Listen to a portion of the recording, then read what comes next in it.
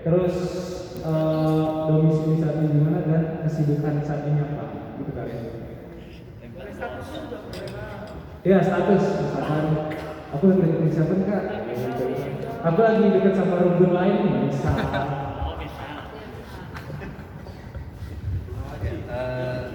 Shalom semuanya, selamat malam.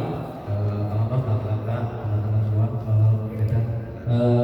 Sebelumnya perkenalkan, aku Ronald Sebayang, sebagai istri pengurus dari Permata periode 2021-2023. Di sebelah diriku ada Buburnya ini siapa? Oh iya, dari Giti. Oke. Domisili Memang di Jakarta.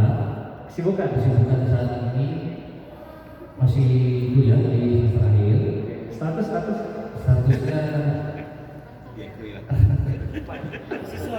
statusnya apa statusnya? statusnya belum nikah.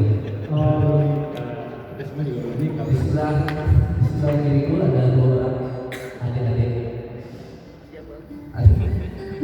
Harusnya ada 3, cuma 1 lagi belum datang kayaknya. Buat adik-adik silakan perkenalkan dirinya. sama ya tempatnya. Nama aku Meli, aku lulus sendiri.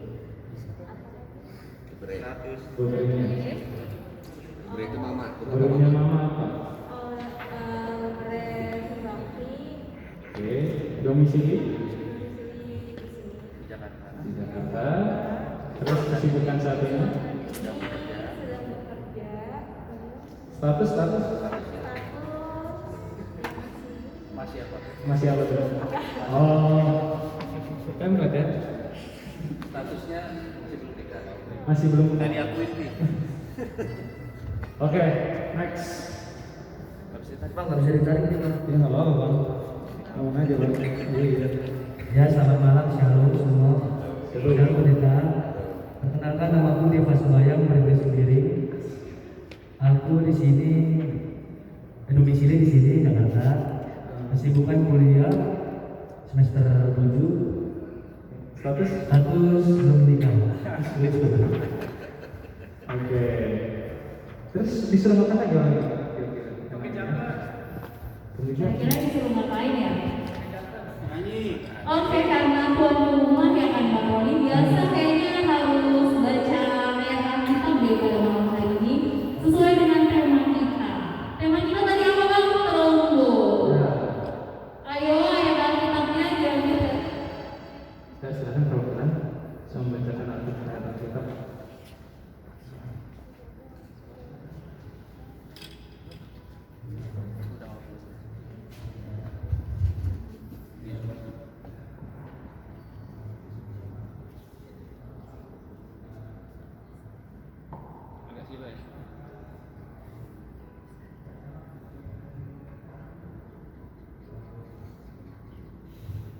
Oke, ayat Alkitab kita pada malam hari ini dibacakan oleh tuan rumah kita yaitu Bang Deva.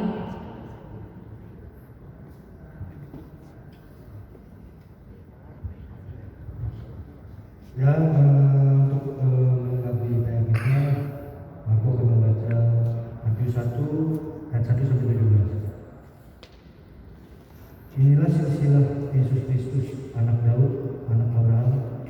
Abraham memperanakan Ishak, Ishak memperanakan Yakub, Yakub memperanakan Yehuda dan saudara-saudaranya.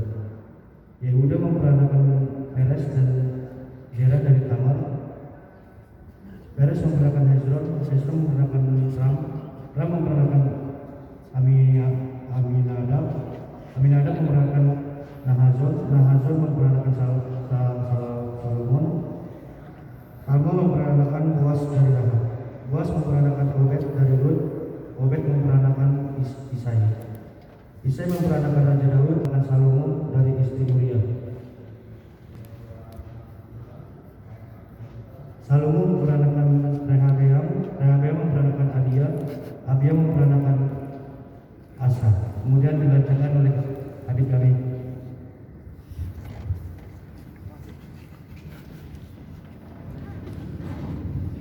Selanjutnya Asa memperanakan Yosafat, Yosafat memperanakan Yoram memperanakan Uzia, Uzia memperanakan Yotam, Yotam memperanakan Ahaz, Ahaz memperanakan Hizkia, Hizkia memperanakan Manasye, Manasye memperanakan Amon, Amon memperanakan Yosia, Yosia memperanakan Yekonya dan saudara-saudaranya pada waktu pembuangan ke Babel. Sesudah pembuangan ke Babel, Yekonya memperanakan Shealtiel, Shealtiel memperanakan Zerubabel, Zerubabel memperanakan Abihud, Abihud memperanakan Eliakim, Eliakim memperanakan Azor, Azor memperanakan Zadok, Zadok memperanakan Akim, Akim memperanakan Eliud, Eliud memperanakan Eleazar, Eleazar memperanakan Matan, Matan memperanakan Yakub, Yakub memperanakan Yusuf suami Maria yang melahirkan Yesus yang disebut Kristus. Jadi seluruhnya ada 14 keturunan dari Abraham sampai Daud, 14 keturunan dari Daud sampai pembuangan ke Babel, dan 14 keturunan dari pembuangan ke Babel sampai Kristus. Oke, terima kasih untuk bidang 3 karena sudah membacakan ayat Alkitab. Selanjutnya kita apa yang mengatakan? Ya, kayak gitu dengan tema kita pada malam hari ini, atau juga bisa sharing pengalaman gitu ya Bang Roni. Ya, mungkin Kita siap mendengar kok, oke? mungkin belakangan ini ada Bisa semua ngomong, bisa kok. Bebas, ngomong. Kalau bisa sih satu-satu sih. semua boleh. Mungkin minggu belakangan ini lagi merasakan wah nih Tuhan Yesus baik gitu kan. Ya, atau bagaimana pelayanannya dalam bidang partisipasi, mungkin bisa sharing buat teman-teman kami, silakan. Siapa ada yang mau? Kebetulan kami ada di sini, mungkin kami menjaga. Oke, silakan. Silakan. Ya, mungkin apa ya, nggak terlalu berhubungan sama tema, nggak apa ya. Jadi teman-teman aku mau sedikit bercerita sama mukjizat yang baru-baru ini aku dapat lah.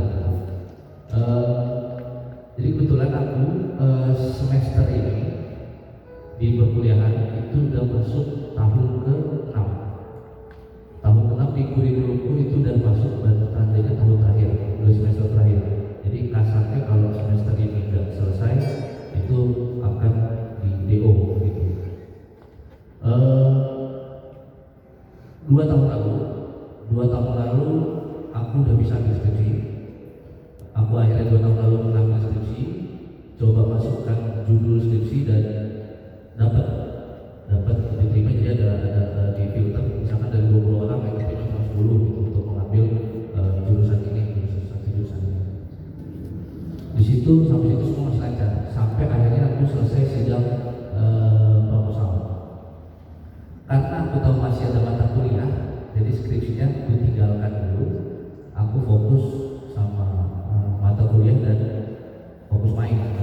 Jadi skripsi udah gak ada kepikiran lagi. Aku mikir semester depan aja. Sampai akhirnya masuk sampai awal semester kemarin, aku coba mau mulai ngerjain skripsinya lagi. Kira-kira 2 bulan nggak nyampe 2 bulan lalu, aku coba hubungin dosen pembimbingku lagi. Pak, gini Pak, mau saya teruskan. Tapi ternyata dia bilang, aku kaget, dia bilang, maaf Mas Ronald, ini topiknya, judulnya udah tidak relevan, jadi harus diganti total. Kaget banget itu, langsung merinding satu badan karena dalam waktu 1,5 bulan tidak kita kerja dari bab 1 lagi sampai bab 5, belum lagi proses revisi apa segala macam, belum lagi kalau kita lagi malas, lagi nggak mood gitu kan, kayaknya nggak bisa. Aku nggak ada cerita sama sekali sama orang tua, sama bapak, sama adik juga nggak ada cerita sama sekali. Bahkan cerita ke teman-teman terdekat pun cuma beberapa, karena nggak tahu kita harus ngapain gitu. Bahkan kayak doa pun enggak gitu, cuma kayak Tuhan kok ini gitu. Terus sampai akhirnya aku tetap ngerjain, tapi nggak terlalu ngejar gitu. Aku bilang ngerjain cuma ya udah, kalau dapat nggak ada yang pokoknya harus dapat. Udah kena mental duluan gitu ya, karena hamil 1,5 bulan apa yang mau diambil gitu. Sampai awal bulan Juni 2 minggu sebelum deadline itu baru sampai di bab 2. Sisa 2 minggu bab 3, bab 4 yang deskripsikan yang berarti di bab 3, bab 4. Wah, ini gimana kejar? Tapi masih belum ada niatan kayak kejar, masih sama aja gitu. Benar-benar udah niatan ya udah, kayaknya harus dilepas gitu. Berarti emang dari rezeki aja terlalu banyak main, udah nyesel lah. Tapi tetap masih belum berani bilang ke orang tua. Sampai akhirnya bapak di rumah kayaknya ada curiga, ini kok anak ditanya tertutup. Jadi setiap ada pertanyaan tentang skripsi kita kabur ke kamar. Setiap lagi weekend hari Minggu biasanya aku udah keluar dari siang ya nggak ketemu orang tua lagi, karena ada pembahasan. Pulang biasanya baru malam pas mereka udah tidur gitu. Sampai ternyata bapak dia nelpon langsung ke dosen pembimbing. Akhirnya ketahuan begini. Di situ aku bilang bapak nggak tahu pak, tidak tahu. Pokoknya tetap berusahakan, cuma jangan berharap gitu. Di satu sisi adikku ternyata kuliahnya tepat waktu. Dia bisa selesai dalam waktu 4 tahun. Bahkan dia udah sidang minggu bulan lalu. Itu makin jadi tambahan beban. Apalagi di rumah tidak ada paling tua, niatnya ngasih contoh malah jadi beban. Terus sampai akhirnya aku mulai berani cerita ke beberapa orang. Padahal niat cerita itu sebenarnya biar teman-temanku nggak kaget kalau misalkan aku nggak jadi sarjana. Tapi yang aku kaget justru responnya mereka. Besok-besokannya mereka bahkan yang telepon aku mental, ayo gimana kita ketemu, ayo kita kerja bareng di pokoknya kalau selesai. Teman bilang gitu, bahkan dosen pembimbing itu ngomong ke bapak kayak, Pak, pokoknya gimana caranya kita bikin Ronald harus selesai, Ronald harus maju di semester ini. Bahkan orang lain lebih semangat gitu dibandingkan diri sendiri. Sebenarnya diri sendiri bukan nggak semangat, cuma karena lebih nggak logis aja gitu, masa isi keburu gitu. Ini mau butuh berapa orang yang percaya belum selesai gitu. Kalau sendiri mah nggak bisa gitu. Di otak gitu, selalu yang berputar-putar tuh tiap tidur, tiap bangun harus skripsi gimana. Puji Tuhan akhirnya dengan mukjizat yang ada, berbagai macam cara, akhirnya kemarin tanggal 11 Juli aku bisa daftar sidang. Itu luar biasa buat aku karena begitu udah dipastikan bisa daftar sidang, kebetulan aku lagi di Depok waktu itu, aku langsung ke kampus ditemani bapak. Pas ketemu bapak lagi di parkiran, gimana ini udah pak daftar sidang? Oh gitu, yakin.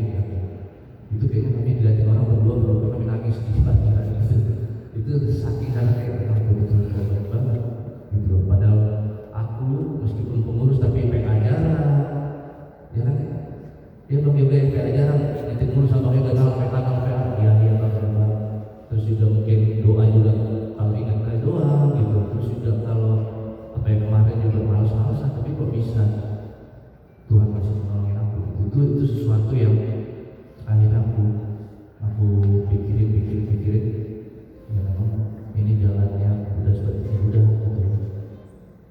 Ya itulah itu mukjizat Tuhan gitu banget. Jadi aku bersyukur banget punya teman-teman, punya keluarga, punya orang di sekitarku yang luar biasa mendukung. Bahkan sampai akhir titik paling rendah pun mereka masih mau bantu aku buat bisa bantu.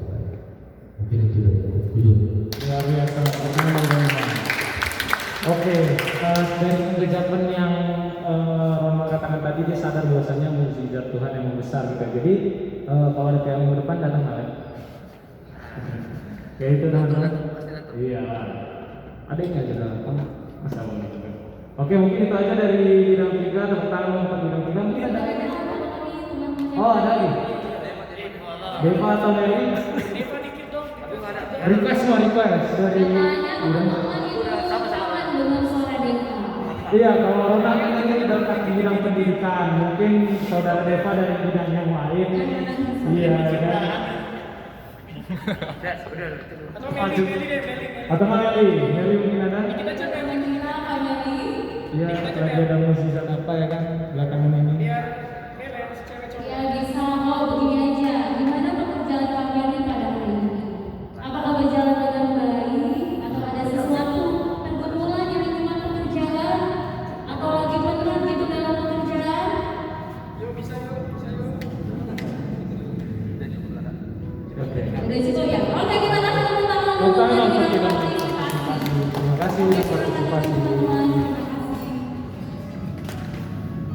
Terus selanjutnya ngapain kita Kak?